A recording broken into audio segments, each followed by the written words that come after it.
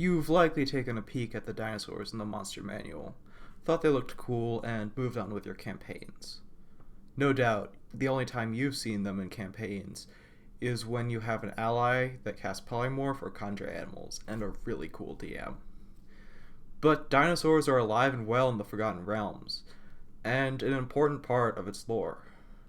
Welcome to Critically Misused, a show where we look at misunderstood aspects of D&D. On this episode, we'll be covering dinosaurs, where to find them, and how to run them. First, I'll cover their location.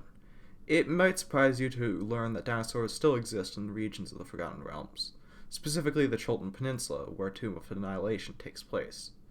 In the real world, dinosaurs were killed off by a 3-year-long nuclear winter that followed the asteroid impact, but in the Forgotten Realms, it was divine intervention that destroyed them.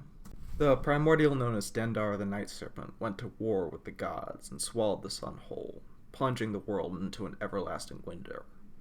Most of the dinosaurs in the Forgotten Realms were tropical creatures, and the biting cold rapidly drove them to extinction. Except in Chult, where the volcanic activity and the protection of the god Ubteo kept them alive. They still survive in the region today, protected from further disasters by Ubteo's alliance with the gods. They thrive in his land and are worshipped as his chosen aspects by the people who live there. The dinosaur most likely to get banned at your table is the Velociraptor, which are mechanically stronger versions of wolves. They benefit from pack tactics, make 2 attacks instead of 1, and deal more damage overall. Furthermore, they are tiny instead of medium, allowing you to fit more of them within reach of the enemy. Their size might surprise you if you're a fan of the Jurassic Park series, which depict velociraptors as human-sized. In D&D and in real life, they are closer in size to turkeys than to us. As a New Englander, I can attest that those birds are vicious. Few things scare me more than a coordinated pack of 8 turkeys with claws and teeth. On the opposite side of the spectrum, the Tyrannosaur is perhaps too weak for its CR. Though its bite and tail are incredibly deadly, it pays the price in low AC and hit points. When using Polymorph, the Rex gets overshadowed by the giant ape, which has better stats and range attacks. Nevertheless, it is one of only 4 beasts above CR 6, and will devastate against a single target in close range. If you are disappointed by the size of the murder turkeys, I would recommend Deinonychus as an alternative. This medium dinosaur is much more akin to the velociraptors you see on the silver screen, and is large enough for small-sized players to ride it as well. Otherwise, they won't see much use as their cousins, as they lack pack tactics and can't be summoned in large groups.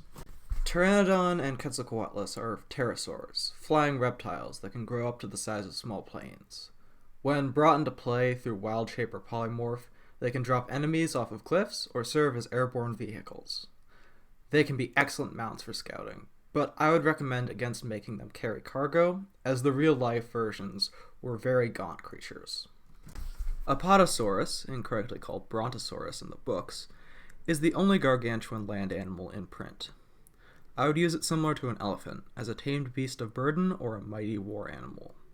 Put a howdah on top for some protection, similar to an ogre howdah from Monsters of the Multiverse, and you have yourself a moving fortress. DMs could even expand the size, allowing up to 6 medium creatures to ride at once.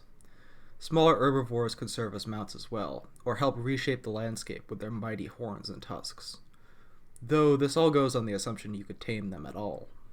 Domestication is a long, complicated process that only works on certain animals. Of the thousands of vertebrate species in real life, less than a dozen have been domesticated before the Industrial Revolution.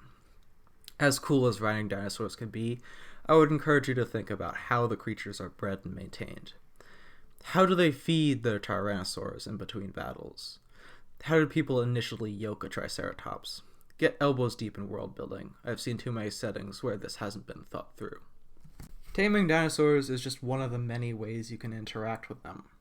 Dinosaurs could be foes of civilization that lock humanity in the Stone Age, divine aspects of nature deities, or cherished companions of druids and elves. Regardless of how they fit into your world, dinosaurs will fundamentally alter any setting they are incorporated into. Thank you for making it to the end of this video.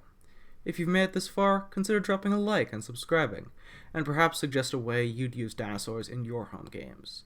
The lore section of this video would not have been possible without our old friend AJ Pickett. so be sure to check out the description for his video. Safe travels, until we meet again.